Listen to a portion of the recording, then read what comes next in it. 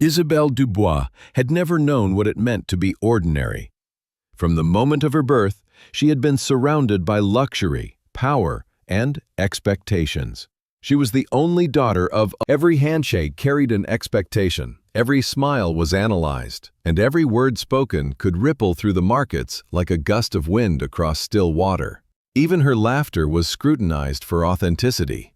The freedom to be simply human, Isabelle Dubois, never been part of the equation. But Isabelle was not content to live as a symbol of wealth. She longed to know if someone could love her without the shadow of her last name, without the billions tied to her existence. She wanted to be seen as a woman, not as an empire. It was this desperate yearning that gave birth to her second life, a life constructed of half-truths and careful disguises. As Isabelle Harris, she became a student at Stanford University, studying literature while working shifts at a modest coffee shop on University Avenue. Her hair was pulled back in a loose bun. Her designer clothes replaced by thrift store jeans and soft cotton shirts, and her watch, an exclusive limited edition piece worth more than the cafe's yearly revenue, was hidden in a drawer.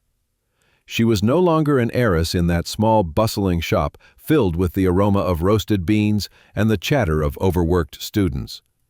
She was just another girl trying to pay her rent. Hélène had opposed the charade when she first presented the idea. Her father, who had built an empire on truth, strategy, and calculated risks, saw deception as a dangerous and fragile foundation for anything, especially love. He warned her that every lie carried the weight of eventual exposure, that no mask could endure forever. But Isabelle had pleaded, reminding him that a cage made of gold was still a cage, and that her heart deserved the chance to be free. Reluctantly, Hélène gave in, though his voice carried unease every time he spoke of it. He feared for her more as a father than as a mogul. It was in the café, one stormy afternoon, that fate decided to intervene. The bell above the door jingled softly, letting in a gust of cold wind and the scent of rain. Isabelle glanced up from the counter just as he stepped inside. Ethan Thorne. His name belonged to another empire, though of a different nature. He was the only son of Arthur and Eleanor Thorne, heirs to Thorne jewels, a dynasty that defined luxury and adorned royalty, celebrities, and tycoons with diamonds cut to perfection. Ethan was a man who walked between boardrooms and ballrooms with equal ease, had been photographed on yachts and at summits, and belonged to the same glittering world Isabelle had tried so hard to escape. Yet at that moment, he was simply a man brushing rain from his hair, his green eyes bright against the stormy gray outside. He ordered nothing remarkable, only a black coffee, but their eyes met when Isabelle handed it to him. For a breathless second, she forgot the mask she wore. "You look like you're solving some impossible riddle," he said lightly, noticing the furrow in her brow. The words caught her off guard, and laughter bubbled from her lips before she could stop it. "Or maybe I'm just bad at counting change." He smiled at her in a disarming, genuine, almost boyish way. Isabelle had spoken with princes, prime ministers, and billionaires. But this simple exchange unsettled her in a way nothing else had. For the first time in years, someone looked at her and saw not wealth, not legacy, not power, just yet oblivious to the truth. Isabelle Dubois seen something else in her. And though she knew better than to let herself believe in fate, her heart betrayed her with its racing beat. Days turned into weeks, and Ethan returned. At first, she told herself it was a coincidence, then a routine, but soon it became undeniable. He came often, always with some excuse, a meeting nearby, an escape from suffocating dinners, a craving for caffeine, and each time he stayed longer. They talked between orders, then over cups of tea, and eventually during walks across campus. He teased her about her love of Virginia Woolf, while she challenged his admiration for Hemingway. They debated philosophy, shared favorite films, laughed at obscure references, and found comfort in silences that did not feel heavy. For Ethan, Isabelle Harris was unlike anyone he had met in the jeweled halls of his world. She was sharp without arrogance, kind without calculation, curious without ulterior motive. She truly listened, making him feel human instead of polished air. For Isabel, the danger deepened with every smile, every confession, every touch of his hand brushing against hers. The story she had spun of being an orphan, struggling through school, and piecing together a life from scraps was fragile, but she could not stop weaving it. She added to the web of lies daily, knowing it could collapse at any moment. One evening, when the cafe lights dimmed and the rain began again, Ethan was waiting outside with 2 steaming cups of tea. The lamplight pooled across the wet pavement, and the night air smelled jasmine. "I don't usually do this," he said, handing her one of the cups, "but I was wondering if you'd let me take you to dinner. Something simple, just us." Her heart pounded. The most straightforward answer would have been no, the safest choice to retreat before she drowned in the consequences of her deception. Yet when she looked into his eyes, straightforward and earnest, she whispered, "I'd like that." He walked her home along the quiet streets, their footsteps echoing in the puddles, and Isabel felt torn in two. Every step beside him was a step further into danger, yet also a step closer to something she had never believed possible: love untainted by legacy. Later that night, her phone buzzed. On the line was Alain. His voice, calm and steady, was laced with worry. "You sound different these days, ma fille. Tell me you are careful." "I think I am in trouble, papa," she admitted softly. "What kind of trouble?" "The kind that feels like falling," she whispered. Silence stretched between them, filled with the weight of unspoken fears. "Remember, Isabel," Alain said at last, "hearts are easier to break than fortunes." She pressed the phone to her chest when the call ended, tears stinging her eyes. She knew he was right. Yet it was already too late. Ethan Thorne had stepped into her life, and she could not push him out. That night, as rain tapped against her window and the mask of Isabel Harris rested uneasily upon her, she allowed herself a dangerous hope. Perhaps love could be found even within the web of lies she had woven. Behind the perfect mask, something true could still take root. And possibly, just perhaps, this man who had looked at her with unguarded eyes might one day see the honest Isabel, the woman behind the fortune, the empire, and the lies. But deep down, beneath her fragile hope, a quiet voice whispered about the storm coming. The weeks following their first dinner became a blur of moments Isabel treasured in secret, each fragile and precious like glass. What began as casual coffee shop conversations soon turned into shared lunches on campus lawns, long evening walks, and late-night phone calls that stretched until dawn. For the first time in her life, Isabel felt as though she was living rather than performing. She laughed freely, spoke without calculation, and allowed herself to be vulnerable, even if only within the boundaries of her disguise. Ethan's presence changed the rhythm of her days. He carried an energy that seemed to cut through the monotony of her carefully constructed life. He was ambitious, sharp-minded, but also disarmingly kind. He asked about her dreams, not in the way men in her world always had. Dreams of expanding empires, aligning with politicians, or attending state dinners, but how someone truly curious would. He wanted to know what books made her cry, what places she longed to see, what childhood memories stayed with her. Those questions pierced her because every answer she gave was built on lies. She told him her parents had died young, that she had been raised by a distant aunt in a small town before coming to Stanford on scholarships and part-time jobs. She invented stories of working late nights to cover tuition, scraping together rent money, and saving coins in jars for textbooks. Ethan listened with admiration, seeing in her a strength that inspired him. To him, Isabel was a symbol of resilience, proof that determination could triumph over misfortune. Every word she spoke to Isabel felt like a betrayal wrapped in tenderness. At night, when she returned to her modest apartment, she would sometimes break down in tears. The framed photos on her desk, images of her standing beside presidents, shaking hands with CEOs, smiling at galas under crystal chandeliers, were hidden in a drawer. But they haunted her. She could not rid herself of the life she was born into, no matter how hard she tried to erase it with thrift store clothes and fabricated anecdotes. The truth loomed like a shadow that grew longer the closer she drew to Ethan. One evening, she called her father, Alan's voice carried the weary patience of a man who had fought countless battles in boardrooms and politics. "Papa," she whispered, "I am falling in love." There was silence. Then the rustle of papers in the background, before he spoke. "And you are still playing your part as Isabel Harris?" "Yes," she admitted. "I had to. If he knew who I was, I would never know if his feelings were real. Or, perhaps," Alan said gently, "if you continue this lie, you will never know if his feelings could survive the truth." Her throat tightened. "I just need more time. He makes me feel alive in a way nothing else has. He looks at me and does not see a fortune, a dynasty, or a burden. He just sees me." "And what happens, Ma Phil, when the truth comes crashing down?"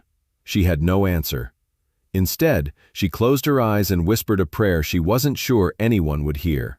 That somehow, love would be strong enough to outlast deception. The next day, Ethan surprised her with a notebook, its leather cover soft and worn. Inside, he had written a single sentence on the first page. "Every great story begins with a secret." He smiled when he handed it to her. "I thought you could write your own story in here. Something no one else has to read unless you want them to." Isabel's chest ached at the irony. She wanted to pour her truth into those pages, to let Ethan see the woman behind the mask, but she knew she could not. Instead, she began to fill the notebook with fragments of their time together. The way his hand brushed against hers as they walked, the jokes that left her breathless with laughter, the quiet moments where silence felt like music. But between the lines of joy, she scribbled fragments of guilt, confessions she dared not speak aloud. Ethan noticed the heaviness in her eyes sometimes. "You seem far away," he told her one afternoon as they sat on the steps of the library. "I just overthink," she said, forcing a smile. "About what?" "About whether I deserve any of this." He reached for her hand, his thumb tracing circles across her knuckles. "Everyone deserves love, Isabel, even if they think they don't." The words pierced her like an arrow. She wanted to believe him, wanted to let go of her mask and let him see the truth. But fear tightened its grip. What if he turned away? What if she lost him the moment she revealed who she was? The possibility was unbearable, so she chose silence. Their love grew in stolen moments. They shared cheap takeout dinners under flickering dorm. Ethan once caught her speaking fluent French in her sleep.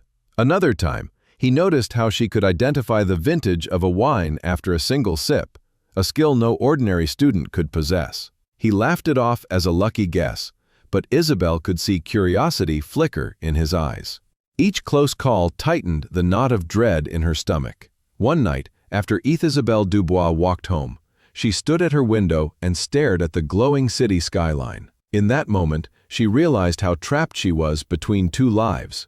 To the world, she was Isabelle Dubois, heiress and future leader of Phoenix Global. To Ethan, she was Isabel Harris, a poor but resilient girl chasing knowledge and scraping by. And somewhere between those two masks, she lost sight of who she truly was. She whispered another silent prayer that night, asking for guidance, strength, and the impossible, that somehow she could hold on to both the truth and the love she had found. Meanwhile, Elaine grew increasingly uneasy. He had respected his daughter's wish for anonymity, but he knew secrets had a way of surfacing. In quiet moments, he confided in his most trusted advisors, questioning whether allowing Isabel to play this dangerous game had been a mistake. Still, he refrained from interfering, believing that his daughter's heart had to learn its own lessons, even if those lessons came with pain. Unaware of the storm brewing beneath the surface, Ethan grew closer to her. One evening, as they sat on the rooftop of a campus building, he confessed his burdens. He spoke of the weight of his family name, the expectations that pressed down on him like chains, his mother's cold ambition, and his father's quiet disappointment. Isabel listened, her heart breaking as she realized how similar their lives were. Two heirs carrying legacies they never chose. Two souls yearning for freedom in a world that defined them by birth rather than character. "You make me forget all of it," he told her, his eyes searching hers. "When I'm with you, I feel like I can breathe." Her chest tightened. She wanted to tell him that she understood and carried the same burdens, but the words caught in her throat. Instead, she leaned forward and kissed him, pouring into that moment everything she could not say. But even as their love deepened, Isabel knew the grave she dug for herself grew deeper daily. Each secret she buried was another stone laid upon it, and one day it would either crumble beneath her or swallow her whole. For now, though, she clung to the fragile joy they shared, whispering silent prayers into the night that love would somehow be enough to redeem the lies that bound them. The first time Isabel entered the Thorne estate, she felt the weight of 1,000 hidden eyes watching her. The mansion sat on a hill outside the city, a sprawling monument of wealth and legacy with tall gates, manicured gardens, and chandeliers that glowed like captured stars. She had attended estates far grander in her real life as a Dubois, but she forced herself to look at everything as though it were new. She reminded herself she was supposed to be Isabel Harris, the ordinary girl swept into a world she did not belong to. She tried to appear nervous, odd, even a little clumsy. But the mask she wore slipped in ways she did not expect. Ethan held her hand as they walked through the grand entrance hall. His presence comforted her, though she sensed the storm waiting within the walls. He was proud, eager for his family to meet the woman who had brought light back into his life. Isabel, however, could feel the air tighten with every step, as though fate itself waited to test her resolve. Eleanor Thorne appeared at the top of the staircase, descending with the grace of a queen. Her gown shimmered like liquid silver, her posture impeccable, her eyes sharp as blades. She did not smile warmly.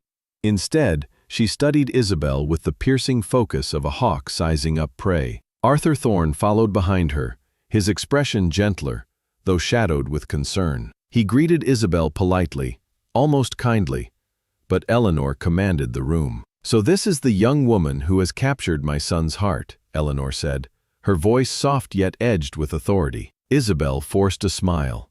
"It's an honor to meet you, Mrs. Thorne." The older woman tilted her head slightly, her lips curving in something too calculated to be kindness. "Tell me, Isabel, where did you grow up?" The question was casual on the surface, but Isabel felt its weight. She recited the story she had told Ethan many times, about a small town, an aunt, and the struggles of working through school. Yet Eleanor's eyes never wavered, scanning her face as if searching for cracks in the words. The dinner that followed was a battlefield disguised as hospitality. Eleanor's questions grew more pointed, slipping effortlessly between conversation topics. She asked about Isabel's favorite authors, her knowledge of politics, and her opinions on international economics. Isabel answered carefully, weaving truth with fiction, but her upbringing had ingrained a natural sophistication she could not entirely suppress. She spoke of art with authority and identified the vintage of the wine without hesitation. When Eleanor mentioned a Monet painting hanging in the dining room, Isabel noted details only someone raised among collectors could know. Arthur seemed impressed. He chuckled at her insights, even praised her intelligence. But Eleanor's expression hardened with each passing moment. To her, no ordinary student could display such polish, such effortless knowledge of the elite world. To Eleanor, it was proof that Isabel was not who she claimed to be. After dinner, Eleanor excused herself and led Arthur into her private study. She closed the door firmly behind them. "She is not what she claims," Eleanor said, her voice cold. Arthur sighed, loosening his tie. "You are too harsh. She seems intelligent, cultured, yes, but perhaps she is simply gifted. You cannot always assume the worst." "You saw how she carried herself," Eleanor snapped. Not a flicker of discomfort in a house she should have found overwhelming. She navigated the table settings as though she were born to them. And that story about her upbringing is too vague and clean. Arthur rubbed his temples. "Eleanor, Ethan is happy, that should matter." Eleanor's eyes flashed. "Happiness is fleeting, manipulation is permanent. I will not allow some impostor to seduce our son and sink her claws into everything we have built." Arthur hesitated, torn between his wife's ferocity and his son's newfound joy. He had seen Ethan stumble through shallow relationships before and had watched him wear a mask of charm without ever truly caring. This time was different. He saw a spark in Ethan's eyes that had been absent for years, yet Eleanor's determination was ironclad, and he knew from experience that nothing could sway her once she had chosen a path. Back in the sitting room, Isabel sipped her tea, aware that her every gesture was being analyzed. She felt as though invisible strings tightened around her throat. Ethan sat beside her, relaxed and blissfully unaware of the tension, speaking about his plans for expanding Thorn Jewels. His optimism made her heart ache. If only he knew the truth, if only she could tear away the mask. But the risk of losing him was too significant. When Eleanor returned, her smile was smooth, but her eyes remained sharp.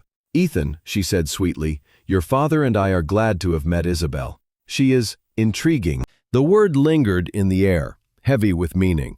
Isabel met Eleanor's gaze and felt the silent promise beneath it. Suspicion had taken root and would grow into something dangerous. The days that followed confirmed Isabel's fears. Eleanor began appearing unexpectedly during their outings, cloaked as a coincidence. At social events, she steered conversations toward topics designed to expose Isabel's knowledge. At one gallery, Eleanor casually mentioned a little-known artist from Paris. Isabel, forgetting herself, spoke with too much familiarity about the Parisian art scene. Ethan beamed with pride at her intelligence, but Eleanor's eyes narrowed, memorizing every slip. Arthur watched these exchanges quietly, guilt gnawing at him. He did not share Eleanor's cruelty, but he could not deny the inconsistencies she pointed out.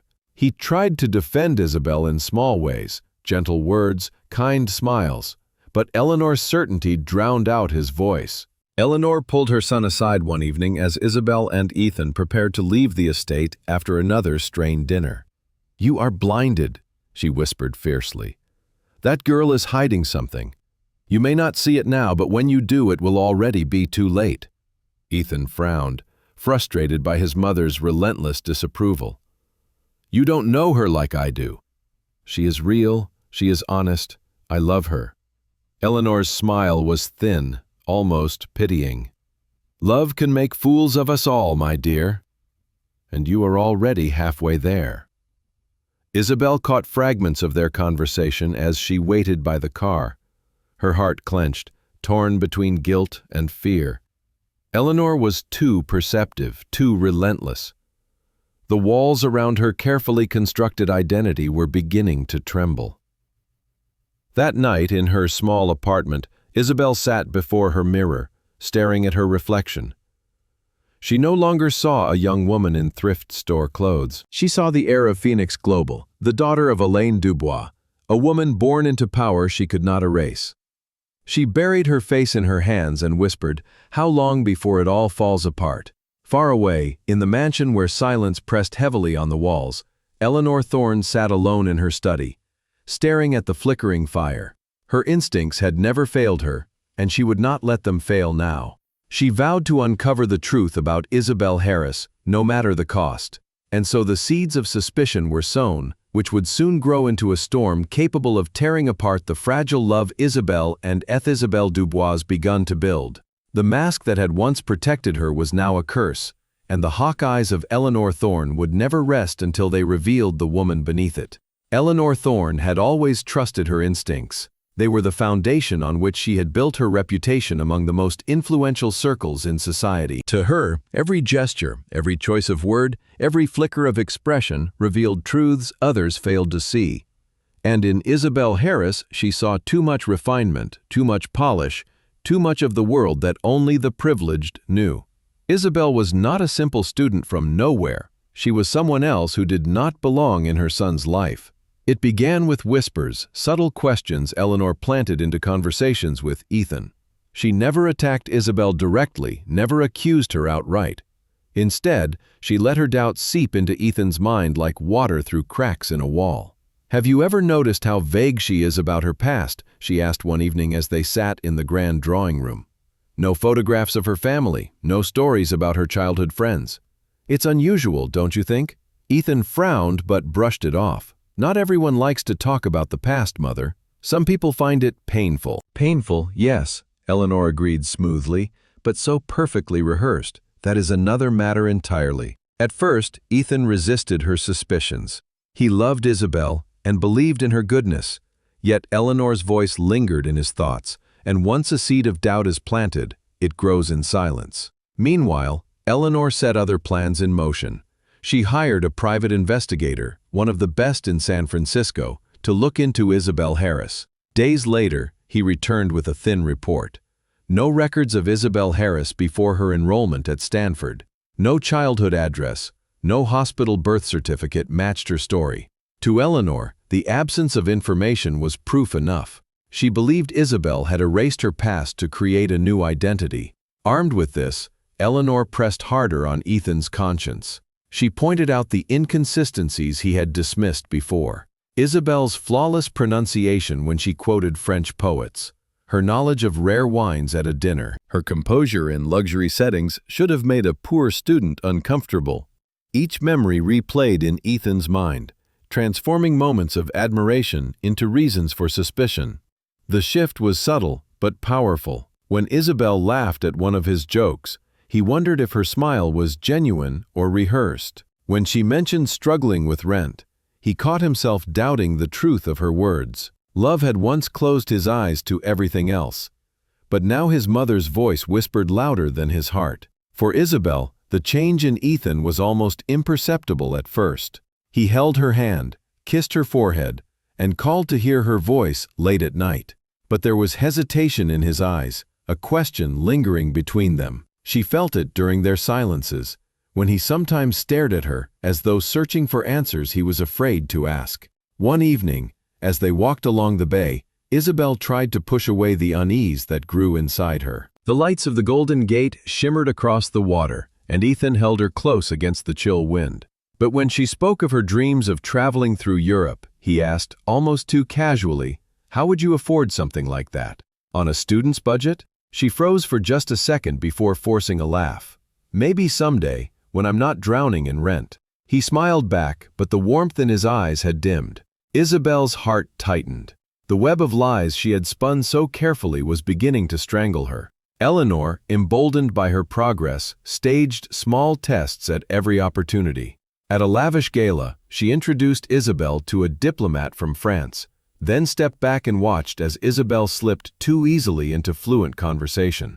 Later, she leaned close to Ethan and whispered, "Tell me again how a girl raised by a small-town aunt became so fluent in foreign diplomacy." At another gathering, Eleanor intentionally served a rare vintage of Bordeaux. When Isabel praised the subtle notes of plum and cedar, Eleanor caught Ethan's gaze across the table, her expression saying, without words, "Do you see it now?" Though disturbed by his wife's relentless probing, Arthur Thorne mainly remained silent. He pitied Isabel, admired her intelligence, and sensed sincerity in her affection for Ethan. But Arthur had long ago learned that resisting Eleanor's will was a losing battle. His quiet disapproval was a small shield that did little to protect Isabel from Eleanor's storm. Ethan's doubts deepened further when Eleanor presented him with photographs the investigator had staged. Images of Isabel speaking with strangers at art exhibitions, at restaurants, even on the steps of the library. To Ethan's eyes, they looked like clandestine meetings. Eleanor described them as evidence of Isabel cultivating relationships with wealthy men, perhaps even plotting financial schemes. "You are my son," she told him one night in a rare moment of raw emotion. "Everything we have built, everything your father and I sacrificed, rests in your hands. Do not let a fraud destroy it." Those words cut into Ethan because part of him feared she was right. His questions were sharper when he next met Isabel, though he masked them as casual curiosity. "You never talk much about your aunt," he said as they walked through campus. "What was she like?" Isabel stumbled, caught off guard. She described a vague woman, stern but caring, who had since passed away. The details were thin, and Ethan noticed. Another time he asked, "Why don't you have any photos of yourself as a child?" "Everyone has at least a few," her pulse quickened. "I lost them when we moved," she said quickly. The excuses sounded plausible, but Ethan heard them through the filter of his mother's voice. Each answer sounded like another lie. Isabel could feel his trust slipping away, though she did not know the full extent of Eleanor's campaign. She told herself she would confess soon and reveal everything to Ethan before the lies consumed them. But fear kept her silent. Every time she looked into his eyes, she imagined them filling with betrayal and anger once the truth emerged. She could not bear to lose him when her heart had never known such happiness. Eleanor, however, had no intention of waiting. She escalated her plan. One evening she confronted Isabel directly while Ethan was out of the room. Her voice was low but venomous. "I know you are lying," she said. "I do not know who or what game you are playing, but I will uncover it. Your charm may blind my son, but I am not. I see you for what you are." Isabel's breath caught, her body trembling, but she forced herself to meet Eleanor's gaze. "I love your son. That is the truth, whether you believe it or not." Eleanor's smile was cold. "Love is not enough, and when the truth comes out, and it will, he will see you as I do, a fraud." Those words echoed in Isabel's mind long after she left the Thorne estate that night. Alone in her apartment, she curled into herself and wept. The love she had dreamed of was slipping away, crushed under lies and suspicion. Meanwhile, Ethan lay awake in his bed, staring at the ceiling. He wanted to believe in Isabel and cling to the warmth she had brought into his life. But his mother's words haunted him. Doubt gnawed at him like a relentless tide. The web Eleanor had spun was nearly complete, and its strands wrapped tighter around Ethan with every passing day. Love had once been enough to silence his fears, but now trust was crumbling, replaced by shadows of suspicion. The collapse of his faith in Isabel had begun, and with it, the unraveling of the fragile bond they had built. The evening began with promise, but Isabel could sense the undercurrent of tension in Ethan's voice long before the storm broke. He had invited her to dinner at his apartment, a gesture that should have felt warm and intimate, but the air between them was weighted with unspoken questions. He poured her wine with a distracted hand, his smile faltering in ways she could not ignore. Isabel Dubois spent the day reviewing the folder Eleanor had pressed into his hands. Photographs, documents, bank records, all crafted meticulously by her private investigator. He had tried to resist believing them, but each page seemed to confirm the suspicions his mother had been planting for weeks. Images of Isabel at upscale restaurants with men twice her age. Papers suggesting she had researched Thorne Jewel's financials. Grainy photos of her accepting envelopes in dimly lit cafes. He wanted to dismiss them, but they whispered treachery in his ear. Unaware of the trap closing around her, Isabel arrived with a hopeful smile. She had even considered telling him the truth that night, confessing everything about her real identity. The weight of her secret was crushing her, and she longed for freedom. But when she stepped into his apartment, she knew something was wrong. His eyes were colder, his posture rigid, as though he were preparing for a battle he did not want, but felt compelled to fight. "Ethan," she said softly, setting down her bag. "What is it?" He did not answer at first. Instead, he reached for the folder and tossed it onto the table. The papers spilled across the surface, photographs sliding toward her like accusations given form. "Explain this," he said, his voice sharp. Her hands trembled as she picked up the first photograph. It showed her at an art gallery, speaking with an older man she remembered vaguely. He had asked her about a sculpture, nothing more. Yet the photograph, captured at the perfect angle, looked like intimacy. She flipped through the others, her stomach sinking with each page. The documents were worse, charts and notes that painted her as someone studying the Thorne fortune, calculating her way into Ethan's life. "These are lies," she whispered. "Are they?" Ethan's eyes blazed with hurt. "Because they make more sense than the story you've been feeding me. A poor student with no family, you somehow glide through galas and discussions like you were born to it. You know wine vintages, foreign policies, and art history. You speak French in your sleep, Isabel, none of it fits, and now this." He stabbed a finger at the papers. "Were you playing me all along?" Her breath caught in her throat. She had always feared this moment, yet facing it was more brutal than she imagined. "Ethan, please, none of this is real. Someone is trying to destroy what we have." His laugh was bitter, void of joy. "And who would go to such lengths? You expect me to believe you are the victim of some elaborate conspiracy? No, Isabel, the truth is simpler. You saw me as a target and put on a mask to get close. Tears welled in her eyes. She wanted to scream her actual name, reveal everything about her heritage and her father's empire, and prove that she needed nothing from him but love. But pride and fear shackled her tongue. In the face of his accusations, confessing now would sound like another lie. "Ethan," she whispered, her voice breaking, "I love you. That is the only truth that matters." But he shook his head, the fury in his eyes matched only by the pain. Love built on lies is not love at all. The silence that followed was deafening. She felt the distance between them stretch into an abyss she could not cross. Slowly, she slipped the ring from her finger, the ring he had given her in a moment of pure joy weeks before. She placed it gently on the table beside the forged papers. "If you cannot believe me," she said, her voice trembling, "then there is nothing left to fight for." His jaw tightened. "Then leave." Her heart shattered as she picked up her bag and turned toward the door. Each step felt like walking on shards of glass, each breath like swallowing fire. She wanted to turn back, beg him to look deeper, and trust their love. But his silence was final, his eyes hard. Outside, the night was cold, and rain fell in a relentless sheet. Isabel walked through the storm without an umbrella, the water soaking her clothes, mingling with the tears on her cheeks. Every lie she had told to protect their love had come back to destroy it. Every secret she had buried was now a weapon in Eleanor's hands. Back inside, Ethan sank into a chair, his chest heaving with rage and grief. Once filled with laughter and warmth, the apartment felt hollow and suffocating. He picked up the ring, stared at it for a long moment, then clenched it in his fist until it cut into his palm. Arthur Thorne found his wife in her study later that night, her glass of wine untouched, her eyes gleaming with triumph. "You've gone too far, Eleanor," he said quietly. She turned to him with an expression of tremendous satisfaction. "I've saved our son from ruin. One day he will thank me."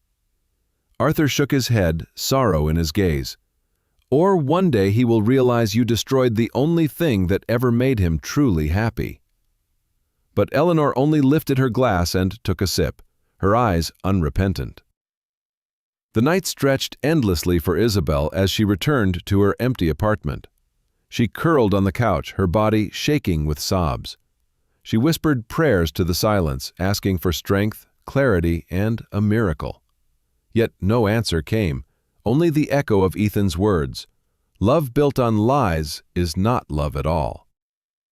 That night marked the death of the fragile dream she had clung to. The life she had built as Isabel Harris crumbled, leaving only ruins behind. And as she lay awake, staring at the ceiling, she knew this was not the end. It was only the beginning of a war between truth and deception, love and suspicion, that would consume them both. In another part of the city, Eleanor Thorne sat alone in her room, convinced she had secured her family's legacy. She did not realize that the seeds she had sown would one day grow into thorns sharp enough to wound her heart. And Ethan, staring at the rain-soaked streets from his window, felt victorious and broken. He believed he had uncovered a lie, but the hollow ache in his chest told him something precious had been lost. Trust had collapsed, and with it, the love that had once made him whole. The night of ruin had come, and none would be the same again. The courthouse was packed, its marble halls echoing with whispers as reporters, photographers, and curious onlookers filled every seat. The divorce proceedings of Ethan Thorne and Isabel Harris had become the scandal of the season, a collision of romance, betrayal, and wealth that captured the public imagination. No one knew what to expect, but everyone sensed that the truth, whatever it was, would be revealed within those walls. Isabel arrived quietly, her head held high, though her heart trembled beneath the calm mask she wore. She dressed simply in a navy dress that emphasized dignity rather than glamour. Beside her walked her attorney, who carried boxes of files and evidence, though Isabel had asked that nothing be used to seek advantage. She wanted no money, no property, no compensation. She wanted only to walk away from the wreckage with her dignity intact. Across the room, Ethan stood stiffly in his tailored suit, his expression unreadable. The bitterness in his eyes matched the smugness from his mother, Eleanor, who sat beside him like a queen surveying her conquered domain. Arthur Thorne sat behind them, his shoulders heavy with shame. He had begged Ethan to reconsider, but his son's pride and Eleanor's relentless influence had made this trial inevitable. When the judge entered, the murmurs ceased. Judge Evelyn Reed, renowned for her uncompromising fairness, adjusted her glasses and surveyed the courtroom sharply. She was not a woman easily swayed by theatrics, and both sides knew that whatever verdict she reached would carry the full weight of her authority. The opening arguments were predictable. Ethan's attorney painted Isabel as an opportunist, a woman who had carefully constructed a false identity to ensnare a wealthy heir. He described the photographs, the documents, the supposed evidence of her deceit. Ethan sat with clenched fists as these accusations were recited, his jaw tight with anger. Isabel's attorney, at her request, offered little in her defense. He stated plainly that Isabel sought no financial gain from the marriage's dissolution and only asked for the freedom to leave without burden. The contrast between the accusations and her humility stirred a ripple of unease through the courtroom. Then came the moment everyone had been waiting for. Judge Reed requested the full disclosure of financial assets, a standard procedure in divorce cases, but one that carried far more weight here. The attorneys presented documents, and the judge began reading aloud the summaries. "Mr. Ethan Thorne," she announced, her voice steady, "your declared assets total $847 million, including controlling shares in Thorne Jewels, multiple real estate holdings, and liquid investments." Gasps filled the courtroom. Though Ethan was known to be wealthy, the precision of the figure and the exposure of his private accounts made the whispers grow louder. Eleanor sat straighter, her expression a mask of satisfaction. But Judge Reed was not finished. She turned to Isabel, and the room seemed to hold its breath. "Mrs. Isabel Dubois," she said, deliberately using the name listed in the sealed records. "Your declared assets include a trust fund valued at $4 million, $2 billion, direct holdings in Phoenix Global valued at $1.8 billion, and additional diversified investments bringing your total worth to approximately $12.6 billion. The courtroom erupted in shocked exclamations. Reporters scribbled furiously, cameras flashed, and voices rose in disbelief. Ethan's head snapped toward Isabel, his face blanching as the words sank in.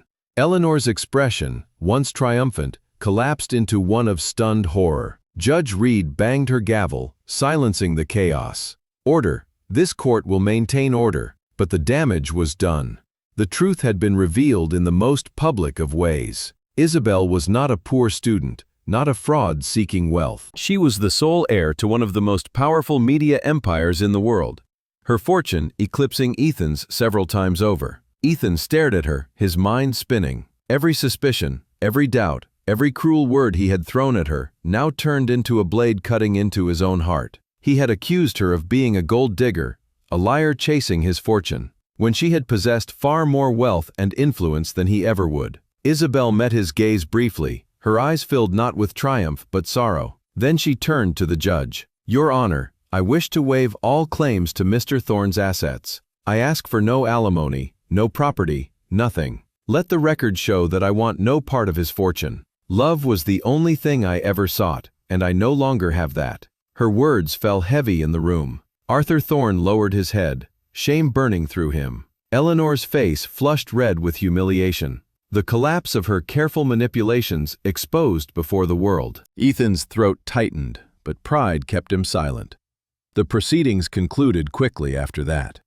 Judge Reed granted the divorce, noting Isabel's refusal of compensation as an extraordinary act of dignity. The gavel struck, sealing the end of their marriage. As the courtroom emptied, Isabel gathered her belongings with quiet composure. She walked past Ethan without a word, though the sight of him nearly broke her resolve. He reached out to stop her, but his hand fell to his side. He had no right to call her back after all he had done. Eleanor remained frozen in her seat, her humiliation complete. For years she had prided herself on her ability to see through deception, yet she had been blind to the truth. Her attempts to destroy Isabel had instead exposed her arrogance to the world. Arthur finally spoke, his voice low but firm. "You've brought disgrace on us all, Eleanor. On Ethan, on this family, on yourself. You couldn't see what was real because you were too busy chasing ghosts." She turned on him with fury, but the weight of the truth had silenced even her venom. Arthur left her for the first time in years without waiting for her reply. Ethan staggered out of the courthouse into the bright afternoon light. Cameras flashed, reporters shouted questions, but their voices blurred together in his ears. All he could hear was Isabel's voice in the courtroom, declaring that money meant nothing without love. Her dignity, grace, and refusal to take anything from him cut deeper than any accusation could. He replayed every moment of their relationship, from their first meeting in the cafe to their last night together. How many times had she nearly told him the truth? How many chances had he ignored, choosing suspicion over trust? The weight of his mistakes pressed down on him until he could barely breathe. Isabel left quietly through a side entrance, avoiding the frenzy outside. In the solitude of the waiting car, she let her mask slip at last. Tears streamed down her face, silent and unstoppable. She had lost the man she loved, not because of greed or betrayal, but because fear had kept her from trusting him with the truth. And now, even with the world knowing who she truly was, it no longer mattered. That night, headlines blazed across every news outlet. Heiress Isabelle Dubois divorces Ethan Thorne, revealed as billionaire. The world marveled at the scandal, at the shocking reversal of fortune. But behind the headlines lay only broken hearts. For Ethan, the verdict was not merely the end of a marriage, it was the shattering of his pride, the cruel revelation that love cannot survive without trust. For Isabel, it was the loss of the one person she had dared to love as herself, even beneath a mask.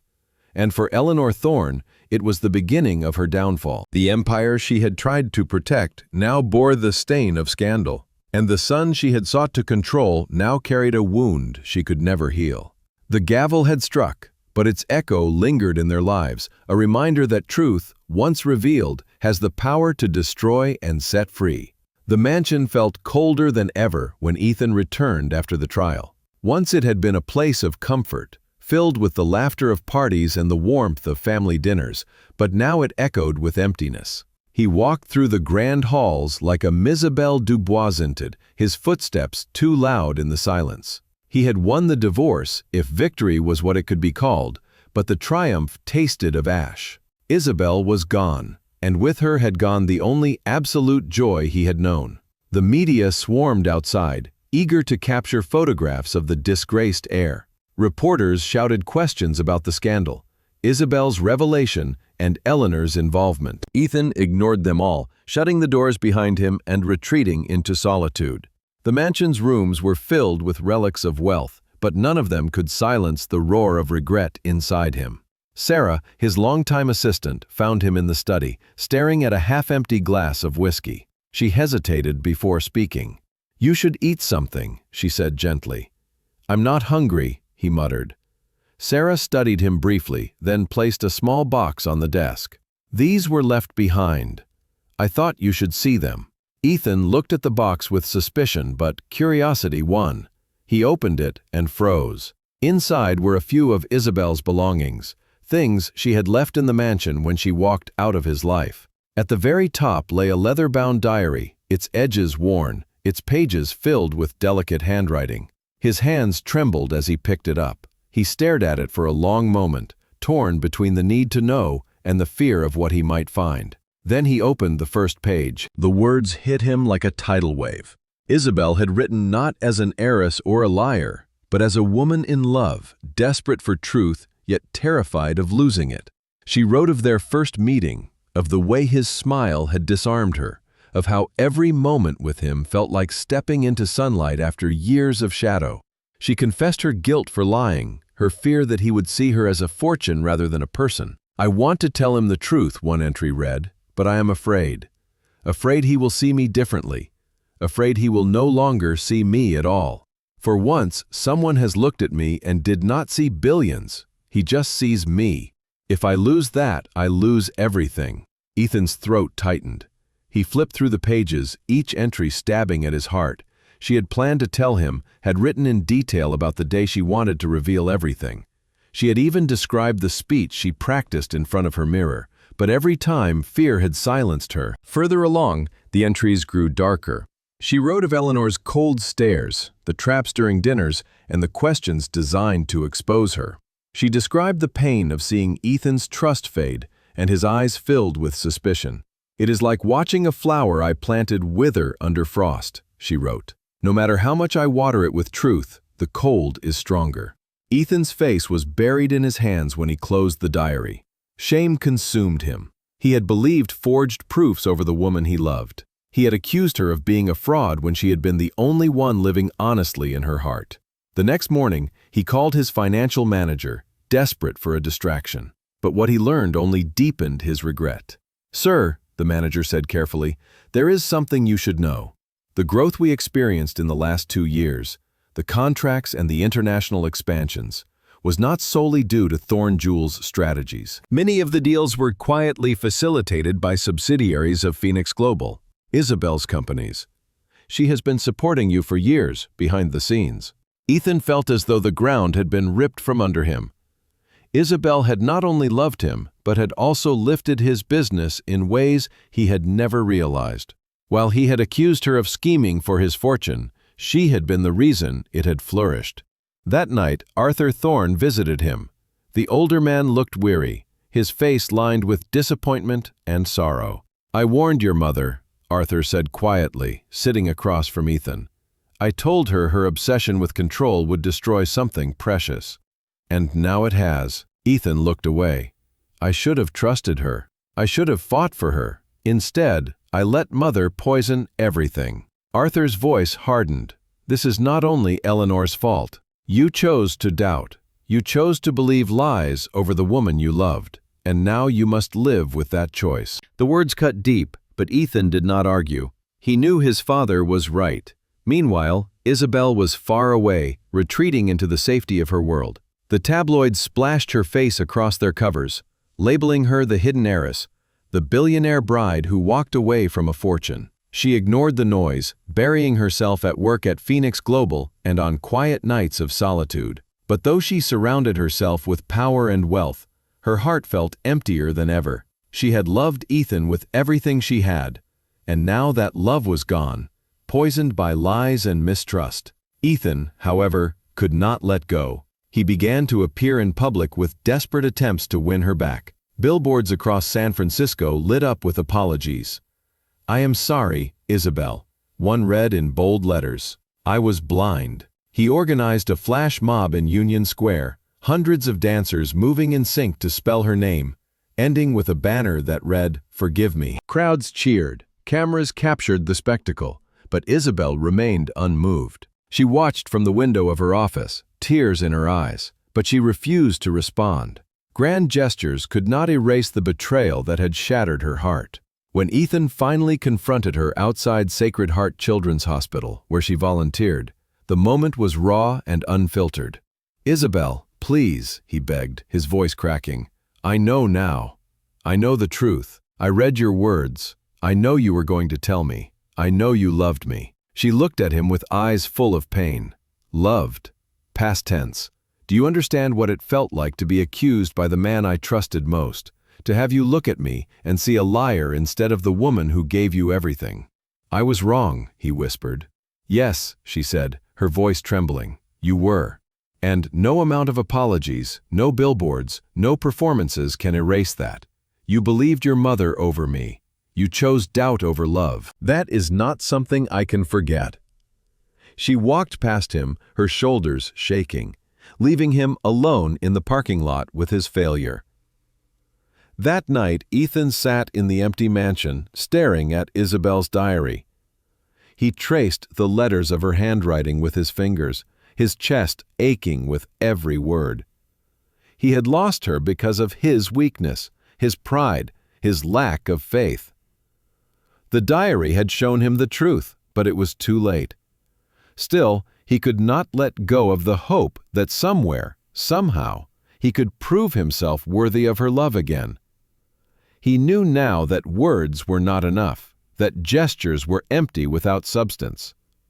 If he wanted to win her back, he would have to become someone different. Not the heir of a jewelry empire, not the spoiled son of Eleanor, but a man who lived with honesty, humility, and sacrifice.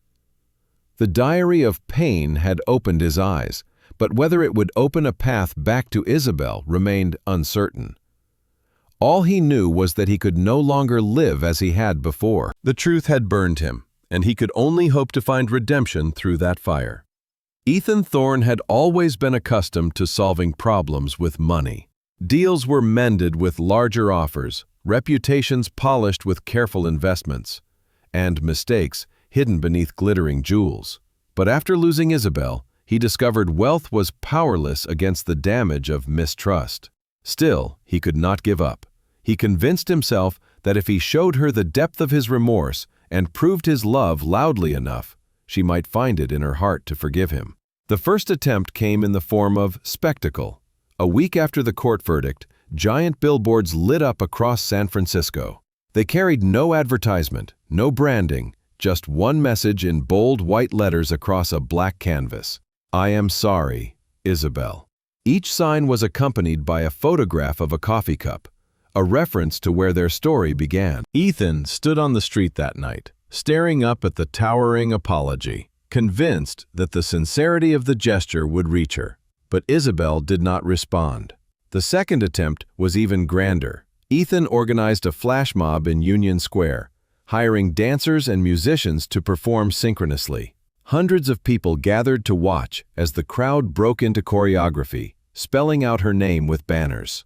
A massive red heart was lifted at the finale, and the words, "Forgive me," shimmered against the night sky. The crowd erupted in cheers, cameras captured every second, and social media exploded with clips of the performance. For the world, it was a spectacle of romance. For Isabel, it was a wound reopened. She watched from the tall windows of her Phoenix Global office, her hands trembling as tears slipped down her cheeks. The display was dazzling, but she saw desperation rather than love behind the music and lights. He had doubted her when it mattered, and no stage-managed show could erase that betrayal. Her assistant entered the office hesitantly. "Miss Dubois, should we issue a statement?" "No," Isabel said firmly, wiping her tears. "Silence is answer enough." Yet silence was the one thing Ethan could not endure. He appeared at the children's hospital where she volunteered, waiting by the entrance until she emerged after a long day of comforting patients and organizing charity funds. He looked thinner, his usual composure cracked, his eyes lined with sleeplessness. "Isabel," he began, his voice breaking, "please, listen to me." She stiffened but did not walk away. "You should not be here. I know, but I had to see you. I need you to know how sorry I am. I know the truth now. I read your diary. I know you were going to tell me. I know you loved me." Her breath caught. For a moment she saw the man she had fallen for, who had once made her believe in love beyond legacy. But then the memory of his accusations struck like lightning, and her face hardened. "Loved," she repeated, her voice trembling, past tense. "Do you understand what it felt like, Ethan, to be accused by the man I trusted most? To see in your eyes not love, but suspicion, to watch you believe a lie because it was easier than believing me." "I was blind," he whispered. "I let my mother poison me. I let fear win. I was wrong." Her eyes filled with tears, though she refused to let them fall. "And now you think grand gestures and apologies can undo the damage. You believed I was a thief of fortune when all I ever wanted was love. You saw me as a fraud when I gave you everything I had." "I know," Ethan said, stepping closer, "and I will spend the rest of my life proving you wrong. Proving that I can change." She shook her head, stepping back. "Change for yourself, Ethan. Not for me. I cannot carry the weight of your redemption. You must find that path alone." With those words, she turned and walked away, her footsteps echoing across the empty parking lot. Ethan stood rooted, the ache in his chest sharper than ever. For the first time, he realized that love could not be bought or won with spectacle. Love was trust, and he had shattered it. In the following weeks, his attempts became quieter but no less desperate. He sent letters, handwritten, not typed, filled with raw confessions. He admitted his arrogance, his blindness, his weakness. He wrote of the nights he could not sleep, haunted by the sound of her laughter, by the memory of her eyes. He told her of the way her absence had hollowed him out, leaving the mansion empty and lifeless. He left the letters with no expectation of reply, yet each day he hoped. Isabel read them. She kept them in a drawer in her office, unopened at first, but eventually curiosity overcame her. His words were sincere, and the pain within them was undeniable. She wept as she read, her heart torn between the love that lingered and the wound that still bled. She could not deny that she still felt something for him, but she could not forget the night he chose suspicion over trust. One evening, as she sat alone in her penthouse overlooking the city, she whispered, "Why does love hurt more than betrayal?" The answer, she knew, was because betrayal had come from the one man she had dared to love completely. Meanwhile, Eleanor Thorne seethed in silence. The revelation in court had humiliated her, and the scandal had tarnished the Thorne family name. She resented Ethan's public apology displays, believing they made them look weak, foolish, and desperate. "You are destroying what little dignity we have left," she hissed at him one night. Ethan glared at her, his voice firm for the first time in years. "No, Mother, you destroyed it when you poisoned me against her. You took from me the only woman I ever truly loved." And Arthur, sitting quietly in the corner, finally spoke. "Eleanor, you wanted to protect our legacy, but in doing so, you shattered it. Perhaps it is time to let our son make his own choices." Eleanor's lips thinned, but she said nothing. For once, she found herself without a weapon to wield. Ethan, however, knew that his journey was no longer about convincing his mother or the world. It was about convincing himself, about becoming the man Isabel had once believed he could be. He began to withdraw from the glittering world of jewels and banquets. He canceled appearances, delegated responsibilities, and spent his days in reflection. Still, the storm inside him raged. Nights were the worst when silence magnified every regret. He repeated her words repeatedly, the way her voice had broken when she said he had chosen doubt over love. Each repetition cut deeper, but it also fueled a determination. He would have to change at the core if grand gestures could not bring her back. He resolved to prove his love not with billboards or crowds, but with humility and action. He would strip away the arrogance, the pride, the wealth that had blinded him. If Isabel could not see the man she loved in him anymore, he would rebuild himself until she could. Yet even as he made this vow, Isabel lay awake in her home, tears wetting her pillow. She missed, hated, loved, and resented him all at once. Her heart was a battlefield, torn between forgiveness and fear. She whispered his name into the darkness, knowing he could not hear her, and wondered if love, once broken, could ever be whole again.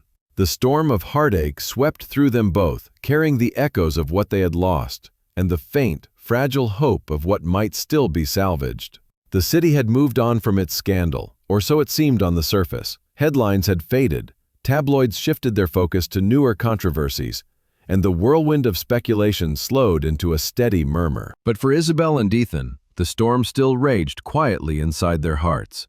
They lived in the same city, yet existed in separate worlds, orbiting one another with memories too painful to revisit and emotions too strong to erase. It was on a crisp autumn evening that fate drew them together again. Isabel had agreed to attend a rare book reading at City Lights, the historic bookstore she had adored since her student days. The author, a notoriously reclusive literary figure, was hosting an intimate gathering, and Isabel looked forward to losing herself in the words of someone else's story for a change. Wrapped in a long coat, her hair loose around her shoulders, she slipped quietly into the front row. Unbeknownst to her, Isabel Dubois learned of the event from one of Sarah's carefully dropped hints.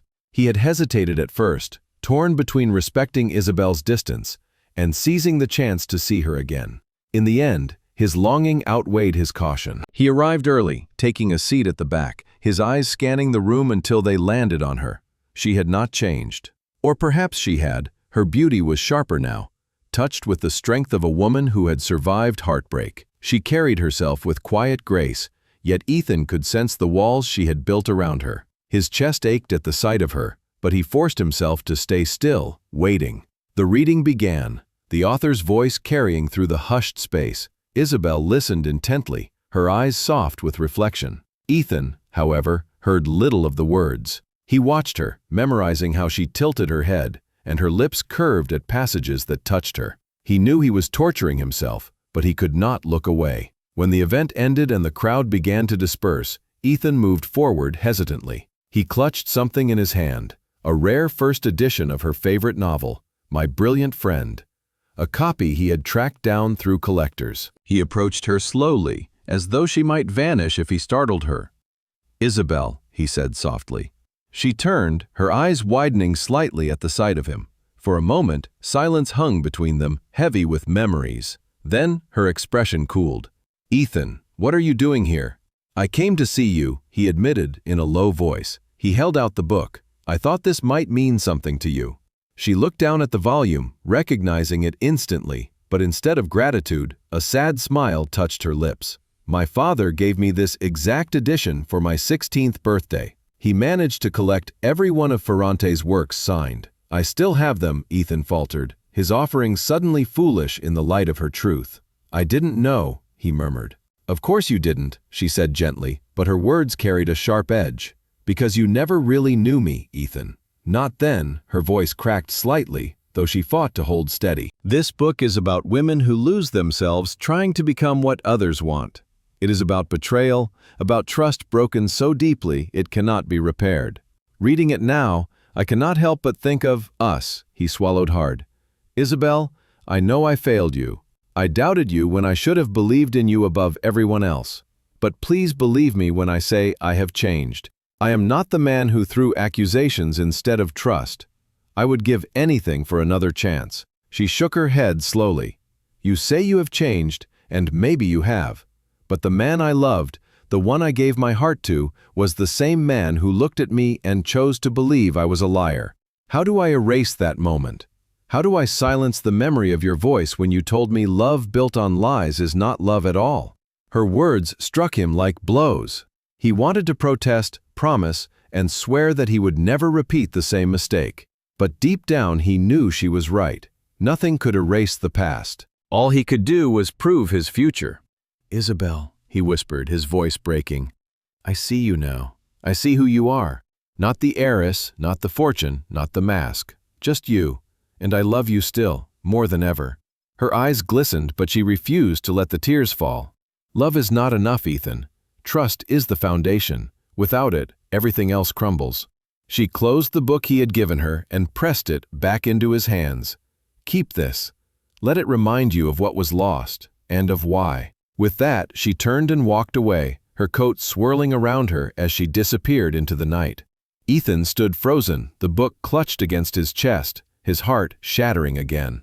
As he left the bookstore, the city lights blurred in his vision. He knew now that Isabel was not simply wounded, she was holding him accountable in the only way that mattered. Her words were not a door slammed shut, but a judgment he had to face. If he genuinely wanted her back, he would have to rebuild the foundation he had destroyed. That night, Ethan returned to his apartment and placed the book on his desk. He opened it slowly, running his fingers over the fragile pages. Her words echoed in his mind.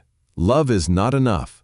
Trust is the foundation." He realized then that his redemption would not come through grand gestures or desperate apologies. It would come through patience, humility, and actions that spoke louder than promises. He had to become a man worthy not just of her love, but of her trust. Isabel, meanwhile, walked home through the quiet streets, her heart a storm of emotions. Seeing him again had shaken her, reigniting feelings she had tried to bury. She still loved him, that truth was undeniable. But love alone could not mend what had been broken. She whispered his name once into the night, then forced herself into silence. Both of them lay awake that night, staring at ceilings miles apart, their hearts bound by longing and divided by mistrust. The chance encounter had not reunited them, but it had clearly lines drawn the battlefield's lines. It was the final judgment for Ethan. He could not win her back with words alone. For Isabel, it was a reminder that love without trust is hollow, no matter how brightly it once burned. And yet, beneath the pain, hope flickered faintly on both sides, a fragile, dangerous hope that the story between them was not yet over. 6 months had passed since Ethan watched Isabel walk away from him at city lights, her words echoing in his chest like a judgment he could not escape. The first weeks had been torment, filled with the same cycle of regret and futile attempts at reconciliation. But eventually, desperation burned itself out, leaving something quieter and heavier. Ethan realized that he would only deepen her pain if he kept chasing her with spectacles and apologies. What she had demanded of him was not grand gestures, but actual, profound change that could not be bought or performed. He began by dismantling the empire that had once defined him. Thorn Jewels, the dynasty that glittered for generations, had been shaken by scandal and declining trust. Ethan sold off the company, not to line his pockets, but to set himself free. The proceeds were vast, but he donated most of them to charities Isabel had once spoken of with admiration. Children's hospitals, literacy programs, global health initiatives. He retained only a modest sum, enough to cover a simple life. Because for the first time in his existence, he no longer wanted wealth to define him. His days transformed as he stepped into the Sacred Heart Community Center, a small, weathered building tucked into a struggling neighborhood. It smelled faintly of cleaning solution and chalk dust, and its walls were lined with peeling posters about hope and perseverance. Here, Ethan was not a thorn. He was simply another pair of hands. He swept floors, scrubbed bathrooms, carried boxes of supplies, and served meals. He taught math to children who had no tutors, organized chess clubs, and listened to the stories of men and women who had known suffering far deeper than his own. In that place, he met Maya Ramirez, a 12-year-old girl with sharp eyes and a spirit both fragile and fierce. She struggled with school, often ridiculed by her peers, but Ethan saw a spark when sitting across from her at the chessboard. "The board is just a battlefield," he told her gently. "If you learn to see it differently, you'll win." Over weeks, he watched her confidence bloom, her grades slowly improving as the game taught her strategy and patience. One afternoon, Maya confessed that her family was on the brink of eviction. Ethan's chest tightened as he listened to her voice tremble. He had little left compared to the fortune he once controlled, but he arranged for an anonymous donation that paid her family's rent for the year. When Maya hugged him, tears streaming down her cheeks, Ethan felt something he had never felt from diamonds or deals: the joy of giving without expectation. Father Thomas, the director of the center, noticed the transformation. "You're different from the man who first walked in here," he told Ethan one evening. Ethan smiled faintly. "Because this time I'm not here to be seen. I'm here to disappear into the work." At night, he returned to a small studio apartment with plain walls and a single worn couch. Gone were the marble halls and glittering chandeliers of his former life. Instead, he found comfort in simplicity. He cooked his own meals, read books by lamplight, and wrote in journals where he poured out reflections about trust, forgiveness, and humility. Sometimes he still wept, clutching Isabel's diary, the one artifact of her he had left. But more often, he prayed, not for her to return, but for the strength to become a man worthy of her memory. Unbeknownst to Ethan, Isabel had kept her eyes on him, though not directly. Through discreet channels at Phoenix Global, she received reports of his activities. At first, she dismissed them as another act of desperation, convinced that he was performing for her benefit. But the more she learned, the more she realized that his actions were quiet, unpublicized, almost hidden. The donations were anonymous, the service unannounced, the sacrifices invisible to the world. He had shed the arrogance of spectacle and embraced humility. Against her will, curiosity stirred within her.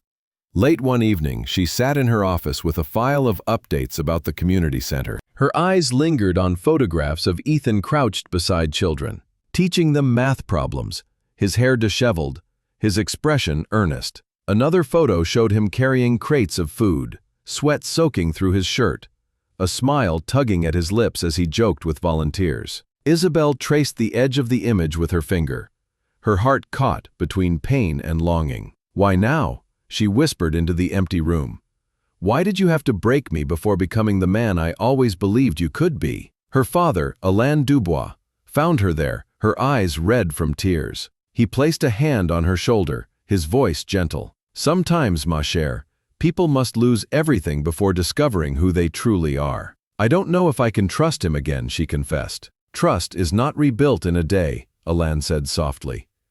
"But it can be rebuilt, stone by stone. The question is whether you are willing to see the man he has become, rather than the man he was." For weeks, Isabel wrestled with herself, torn between the walls she had built and the memories she could not erase.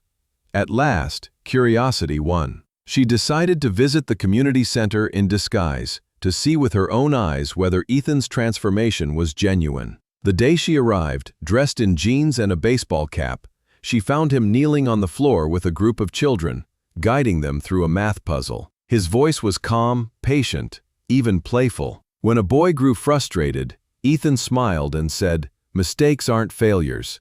They're just steps we take before the answer." Isabel's breath caught as she watched. Gone was the arrogance, the pride, the entitlement. Before her knelt a man humbled by service, shaped by loss, and strengthened by love he could not let go of. She left before he noticed her, her heart pounding with confusion. That night, lying awake, she admitted to herself that the man she once loved was gone, but in his place had grown someone new, someone who might deserve another chance. Meanwhile, Ethan remained unaware of her presence. For him, each day was a quiet act of penance, a mirror in which he measured himself against the man he had been. He no longer sought headlines or applause, only the peaceful knowledge that he was finally living with integrity. The mirror of service had shown him his flaws, but it had also revealed his potential. And though Isabel's absence still ached like an open wound, Ethan carried a fragile hope deep within him, a hope that one day she might see the man he had become and allow herself to believe again. In the silence of his apartment that night, Ethan whispered her name into the darkness, not as a plea but as a vow. He would wait as long as it took, and if she never returned, he would still live as though she could see him, because that was the only way he could honor the love he had once betrayed. Unseen by him, Isabel whispered his name, her voice trembling with pain and longing. For the first time since their parting, her prayer was not for strength to forget him, but for courage to face the possibility of forgiveness. The silent transformation was not yet complete, but its echoes had already begun to stir the threads of fate, weaving their paths together once more. The night was heavy with silence when Isabel's phone rang at 2:47 in the morning. She was startled awake, her heart pounding as she fumbled for the device. On the other end was a voice she had known since childhood, one of her father's closest aides. The words came swiftly, clipped with panic. "Miss Dubois, your father has suffered a massive stroke. He is being rushed into surgery now. The doctors say he requires an immediate transfusion. His blood type is AB negative." Isabel's breath caught. AB negative. Rare. Dangerously rare. She pressed her hand against her chest, as if trying to calm the frantic beating of her heart. "What hospital?" she demanded. "Mount Sinai, New York. The surgeons are preparing, but fear they cannot find a donor in time." The call ended, and Isabel sat frozen momentarily before the tears came. She was not the fragile heiress the world assumed her to be, but in that moment, she was simply a daughter terrified of losing her father. She packed a small bag with trembling hands, caught the earliest flight east, and prayed desperately that the impossible might be possible. Meanwhile, Ethan Thorne sat awake hundreds of miles away in his small studio apartment. He had been unable to sleep, his thoughts tangled with the faces of the children he had taught that day, and the lingering shadow of Isabel. The news broke on a midnight broadcast. Alain Dubois, the media titan, collapsed at his estate and was rushed to Mount Sinai. Ethan's heart lurched. Isabel would be there, shattered and afraid. And though he knew he had no right to intrude upon her pain, the thought of her suffering alone gnawed at him. Without hesitation, he booked the first flight. By dawn, the hospital corridors were filled with hushed voices, doctors moving swiftly, and journalists gathering outside like vultures. Isabel sat in the waiting room, her face pale, her hands clasped tightly in prayer. Around her, Phoenix Global board members whispered about the empire's future, already circling like sharks sensing blood in the water. A rival magnate had begun maneuvering to acquire controlling shares, threatening to devour everything her father had built. But Isabel cared nothing for empires. She cared only for the man fighting for his life behind the sterile walls. The chief surgeon approached with grave eyes. "Miss Dubois, your father's surgery is complex but possible. The greater problem is his blood. We have checked the banks. There is none available in time." Her heart dropped. There must be someone, she pleaded. A match, somewhere. The doctor shook his head. B-negative donors are scarce. Unless someone close carries the same type, the prognosis is dire. At that moment, the doors of the waiting room swung open. Ethan entered, breathless from the run across the terminal, his hair disheveled, his clothes rumpled from travel. Gasps rose among the gathered executives, but Isabel's eyes widened most. "What are you doing here?" she whispered, her voice raw. He did not answer her question. Instead, he turned to the doctor. "Test me. My blood type is AB negative." A hush fell over the room. Isabel's lips parted in disbelief, her eyes searching his face as though trying to decipher if this was another illusion. The doctor blinked, then gestured for him to follow. Within minutes, Ethan was seated in a sterile chair, his sleeve rolled up as tubes carried his blood into the bags that would save Alain Dubois. As the donation began, Ethan turned and saw Isabel watching from behind the glass, her hands pressed to her mouth, tears streaming down her face. For years, she had been surrounded by men who claimed they would give her the world, yet none had ever been willing to give of themselves. And now, the man who had once broken her heart was offering not jewels, not apologies, but his very lifeblood. When the first transfusion was completed, Ethan requested to give more. The nurse warned him of weakness, but he insisted, "Take what he needs, take all you must. I owe him that, and more." Hours stretched into eternity. Isabel paced the corridors, her thoughts colliding with memories of their love and ruin. She remembered his betrayal, but she also remembered his smile, laughter, and how he once looked at her as though she were the only woman in the world. And now she had witnessed him sit quietly, willingly, while his blood flowed to save her father's life. At last, the surgeon emerged. His expression was weary but hopeful. The operation was a success. Mr. Dubois is stable, thanks in no small part to the timely transfusion. He owes his life to Mr. Thorne. Isabel's knees nearly buckled. Relief poured through her like water after a drought. She hurried into the recovery room where her father lay pale but breathing. She grasped his hand and whispered through tears, "Papa, you're safe. You're safe." Moments later, Ethan was wheeled in, pale and weak from the donation. When Elaine stirred and opened his eyes, his gaze moved between his daughter and the man beside her. His voice was rough but steady. You are the one who hurt her." Ethan bowed his head in shame.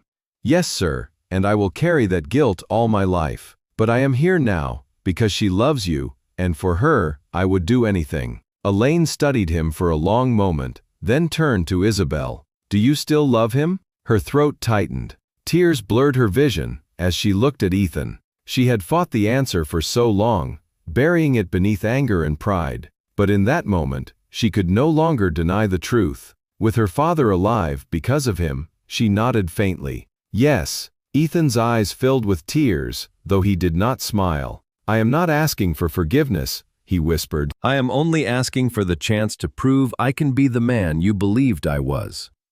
Isabel reached for his hand for the first time since their love had shattered. Her fingers trembled as they intertwined with his.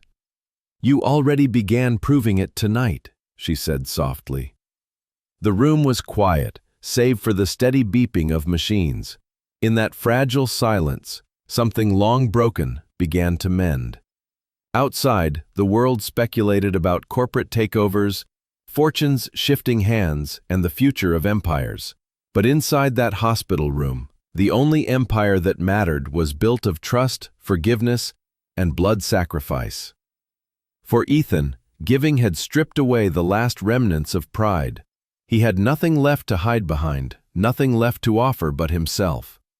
For Isabel, the sight of him willing to suffer for her family tore down the final walls around her heart. And for Alain, the man who had once doubted Ethan's worthiness, there was a dawning recognition that perhaps love, when tested by trial and sacrifice, could rise from ashes stronger than before.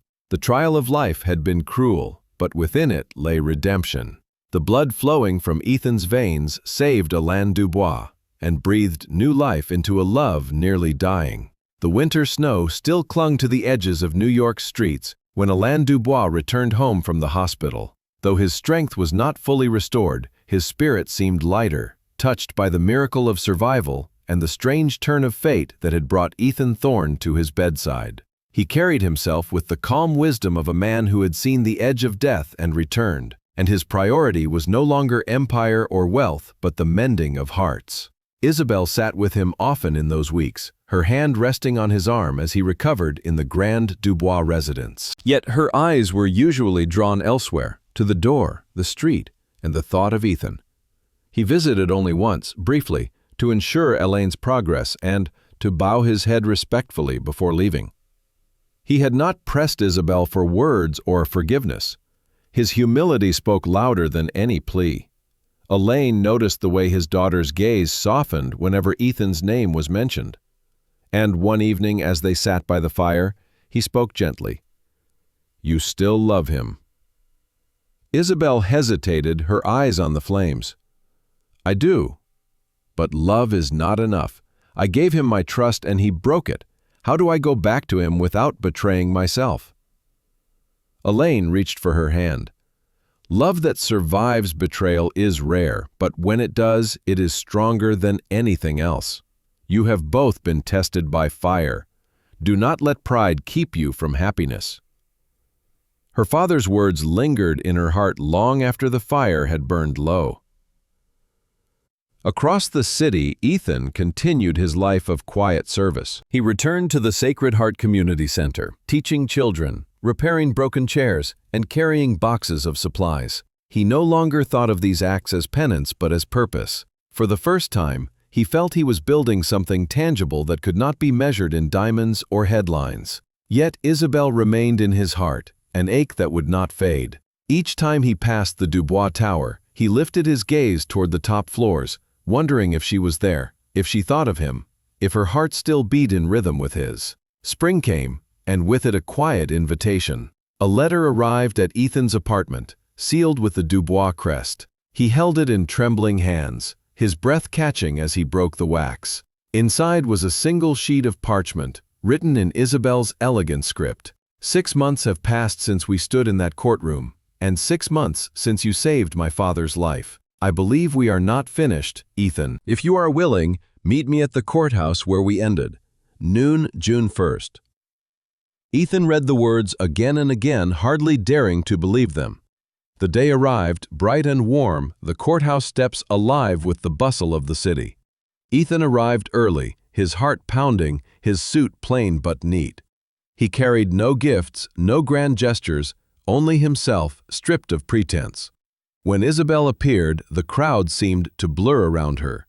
She wore a simple white dress, her hair loose, her face serene yet glowing with an inner light. She walked toward him with steady steps, her eyes fixed on his.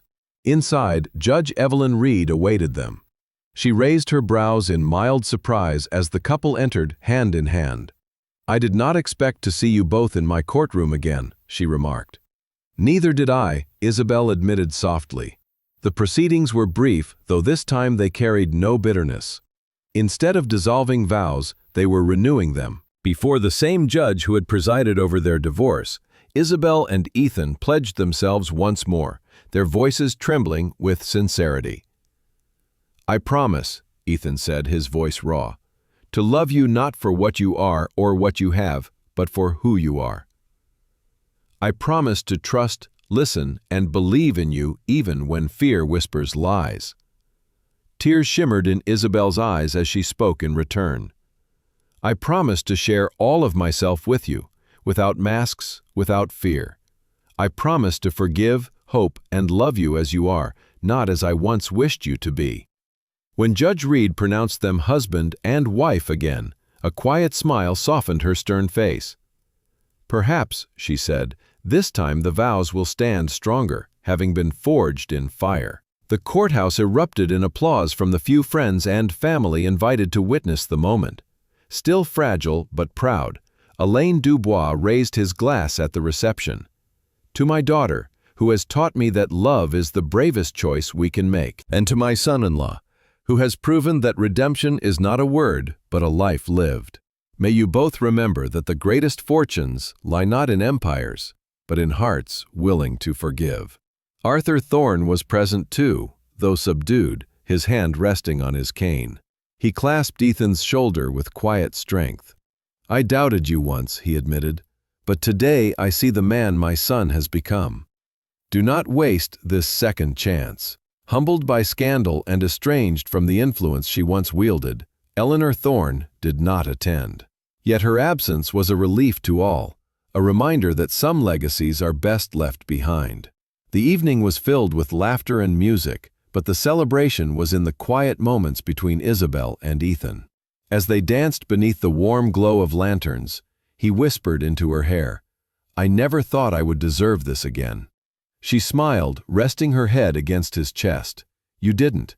You earned it." The weeks that followed were not perfect, nor were they free from challenge. Trust, once broken, required careful tending. There were moments of hesitation, moments when past wounds resurfaced like ghosts. But each time they faced them together, speaking openly, choosing forgiveness over pride. Slowly the cracks mended, and what grew between them was more potent than the fragile love they had once known. Ethan continued his work at the community center, refusing to abandon the life of service that had transformed him. Isabel often joined him, reading children's stories or helping organize food drives. Together they built a rhythm of shared purpose, of giving as much as they received. Phoenix Global thrived under Isabel's steady hand, weathering the storm of an attempted takeover with Alan's guidance and her own resolve. Ethan supported her, not as a man overshadowed by her power, but as a partner who celebrated her strength. One evening, as they stood on the balcony of their modest apartment overlooking the city, Isabel turned to Ethan with tears in her eyes. "Do you realize," she whispered, "that we are happier now than we ever were when we had everything?" He kissed her forehead gently.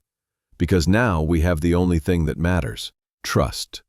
And in that moment, as the city lights twinkled like distant stars, they both knew their love had become a miracle. It was not perfect, not easy, not without scars.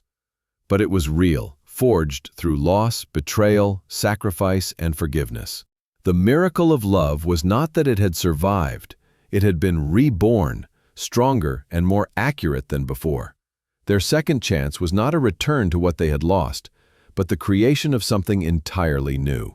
Hand in hand, they faced the future with open hearts, ready for whatever storms might come. And as the night wrapped around them, they whispered the same silent prayer.